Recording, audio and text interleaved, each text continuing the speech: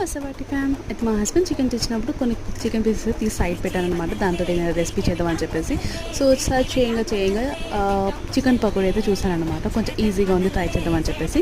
First అయితే chicken పీసెస్లో మనం chilli powder, ginger garlic paste, పసుపు, సాల్ట్ వేసేసుకొని బాగా కలిపెట్టుకొని మ్యారినేట్ చేసేసుకోవాలి.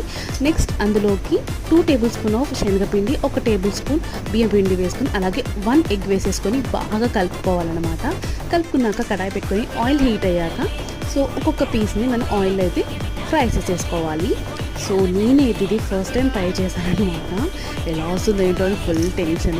ఫస్ట్ వేయంగానే నేనైతే వెంటనే టేస్ట్ చేశాను అనమాట, ఎలా వస్తుందో ఏంటో అని. కానీ పర్ఫెక్ట్గా వచ్చింది, టేస్ట్ కూడా చాలా బాగుంది అండ్ చాలా సింపుల్గా ఉంది రెసిపీ అయితే. అండ్ పిల్లలకి ఈవినింగ్ టైంలో స్నాక్స్ లాగా పెడితే సూపర్గా ఎంజాయ్ చేస్తారనమాట. చాలా సింపుల్గానే డెఫినెట్లీ ట్రై చేయండి. అండ్ లాస్ట్లోకి చిల్లీస్ అండ్ కరవా కూడా వేయించుకొని గార్నిష్ చేసుకున్నాను. ఈ వీడియోస్ లైక్ అండ్ సబ్స్క్రైబ్.